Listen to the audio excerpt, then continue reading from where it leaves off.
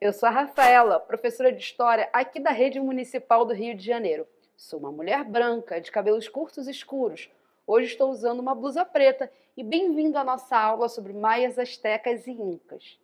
Bem, além da história, né, que é um tema que eu amo falar, eu gosto muito de falar também sobre comida. Você aí de casa, gosta de falar sobre comida? Eu acho que todo mundo gosta, né? Então eu tenho uma perguntinha para você. Você gosta de comer batata? Eu gosto muito, sim, várias formas. Purê, batata frita.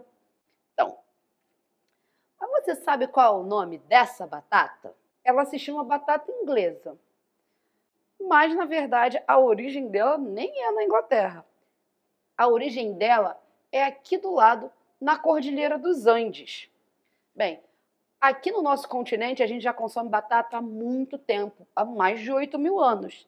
Mas, na verdade, ela só foi lá para a Europa, mais ou menos no século XVI, devido à questão da colonização. Mas aí fica uma pergunta. Se ela tem origem aqui na América, por que o nome dela é batata inglesa? Bem, mas além da batata, tem um outro alimento de origem aqui americana que é bastante consumido no mundo. Você já sabe qual é? Então, é o milho. O milho tem uma origem no México, mas ele foi se espalhando por toda a América e existem vários tipos de milho, para além do milho verde que a gente consome muito. Por exemplo, você já viu um milho roxo? Caso não, vou mostrar agora ele para você. Esse milho roxo, ele é originário do Peru, também na Cordilheira dos Andes. Ele, além de ser comido, ele também serve como um corante e também ele serve para fazer uma bebida chamada chicha morata. Então, você deve ter reparado que vários dos alimentos que consumimos hoje têm origem aqui no nosso continente. Vamos estudar as civilizações mais antigas aqui do nosso continente, que são os maias, os astecas e os incas. E que, mesmo sendo civilizações mais antigas, elas estão bastante presentes na identidade aqui da nossa Latinoamérica. Vamos começar então falando um pouquinho sobre os maias. Mas antes de falar sobre esse povo, a gente tem que localizar eles. Onde eles habitavam aqui no nosso continente? Então, gente, os maias viviam na região que corresponde à atual Península de Yucatán, no México, como também tem umas partes de Belize, Guatemala e Honduras, tudo na América Central. Os maias se organizavam por cidades-estados. Juntando suas aldeias, assim, se organizavam suas unidades políticas. Bem, os maias também tinham uma questão muito interessante relacionada à terra. A terra pertencia, na verdade, ao Estado, ou seja, os maias, dentro dessa organização maia, não existia uma propriedade privada. E era dessa terra que se tirava o seu sustento. Como, por exemplo, eles plantavam cacau, algodão, milho, que era considerado sagrado. Eles também complementavam a sua economia através de pesca, caça e artesanato. Bem, tem outra coisa bastante interessante que a gente pode falar sobre a civilização maia, que é a questão da sua contagem de tempo. Os maias já possuíam um calendário com aproximadamente 365 dias. Vamos olhar uma foto de como era esse calendário maia?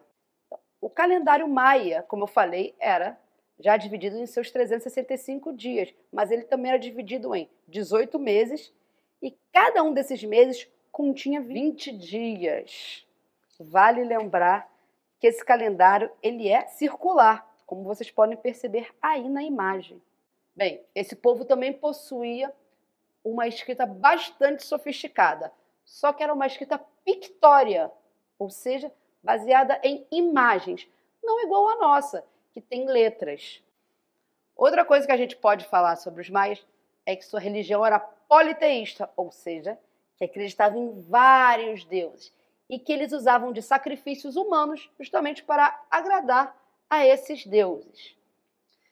Então, tem um detalhezinho dos maias que é muito, na verdade, misterioso, né? A partir do século IX, essa civilização ela vai começando a entrar em declínio. Os historiadores não sabem exatamente o motivo. Tem várias teorias, mas não se chegou a uma certeza até hoje. O que se sabe é que, quando o colonizador espanhol chega aqui no continente americano, essa civilização já não existia mais. Outro povo bastante importante que a gente tem que conhecer são os astecas. Bem, os astecas eles vão viver mais ou menos ali na parte central do México. Eles vêm dos mexicas, daí o nome. Então, vamos olhar um mapinha para a gente entender melhor sobre esse povo? Como eu falei, eles se estabeleceram ali no Vale do México. E a sua capital se chama Tenochtitlán. É uma palavra dificinha, mas é bom que a gente treina, né? É onde hoje está a Cidade do México. Bem, tem uma estimativa, mais ou menos ali, que em 1450, Tenochtitlán contava com mais de 300 mil habitantes. Inclusive, isso era maior do que algumas cidades europeias.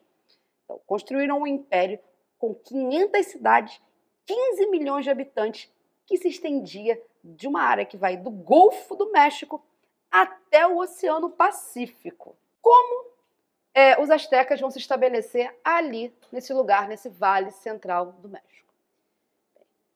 Dizem as lendas que esse povo, os mexicas, estavam andando por ali e que eles escolheram uma ilha localizada no lago Texcoco, justamente por um aviso, né? Uma mensagem do deus da guerra, o Huitzilopochtli, que dizia o seguinte: assim que eles encontrassem uma águia comendo uma cobra, seria o lugar que eles deveriam ficar.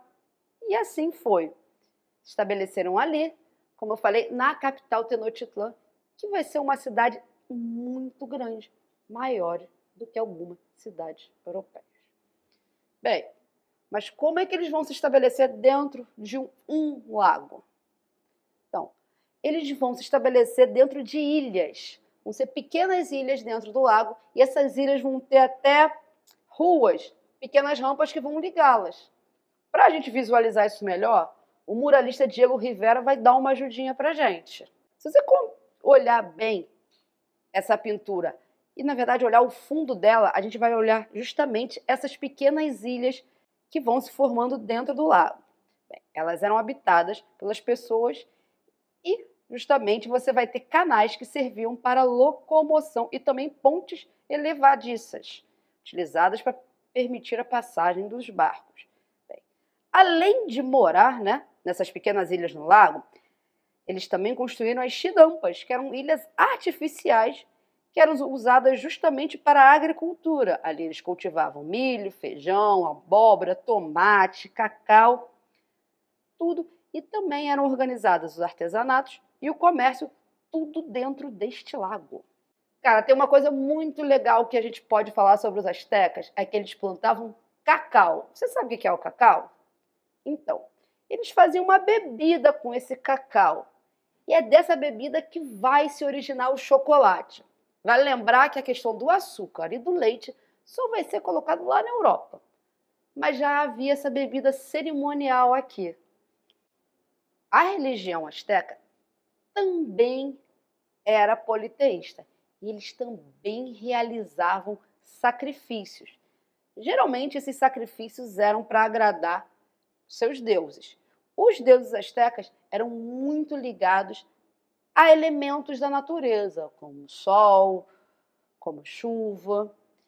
E esses sacrifícios, eles eram realizados geralmente no topo das suas pirâmides. As pirâmides astecas não eram tão parecidas com as pirâmides do Egito. Vamos dar uma olhadinha como era uma pirâmide asteca? Então, se você reparar, no topo dessa pirâmide é onde eram realizados os sacrifícios humanos. Geralmente, esses sacrifícios eram feitos para o sol, para ele sempre se manter brilhando e para que a colheita fosse boa. É legal a gente falar também que os astecas tinham conhecimento de medicina, que eles tinham conhecimento de astronomia, de música E vale lembrar também que eles também desenvolveram um sistema de escrita que também era baseado em figuras, uma escrita pictória. Bem, os astecas estão vivos aí até hoje, estão muito presentes na cultura principalmente mexicana.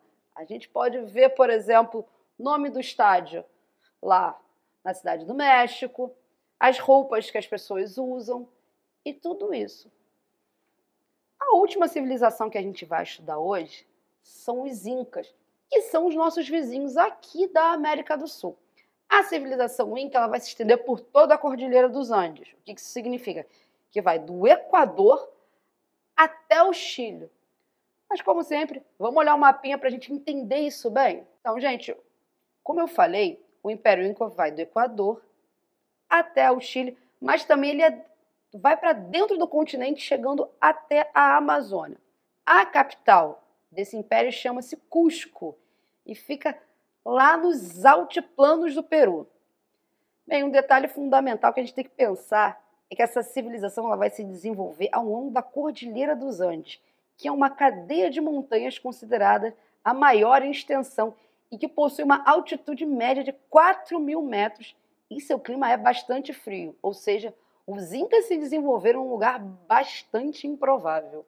Os Incas, eles não desenvolveram uma escrita. Então, o que a gente sabe deles vem de memória, né, da tradição oral ou de relato dos conquistadores. Então, a origem desse povo a gente não sabe muito. O que a gente sabe é que mais ou menos a partir do século XV você vai ter uma grande expansão militar e que os Incas vão dominar outros povos e aí sim você vai ter um formato de um império. Bem, mas apesar de ser um império que vai ter até 8 milhões de pessoas, por exemplo, os Incas vão manter a sua unidade através de 2 elementos fundamentais. Um deles é a língua, o Quechua. O Quechua é usado, por exemplo, é falado até hoje em países como Bolívia, como Peru.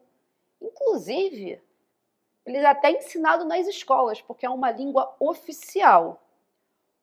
Outra coisa, outro elo da civilização Inca vai ser justamente a questão da religião. Na verdade, a adoração a Inti, que é o deus Sol.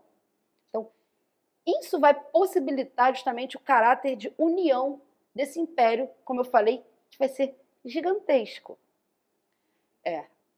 A economia Inca ela vai ser baseada também na agricultura. Mas como é que você fazia para plantar numa montanha? Então, os Incas desenvolveram um sofisticadíssimo sistema de terraços que a gente vai ver aí agora para começar a entender. Vão ser nesses terraços aí, que eram uma espécie de degraus construídos ao longo das montanhas sustentados por pedras, que os Incas vão desenvolver a sua agricultura. Mas além da agricultura, você também tem a criação das lhamas e alpacas, que são animais que dão carne e também a lã. As populações que vivem no litoral, elas vão viver da pesca.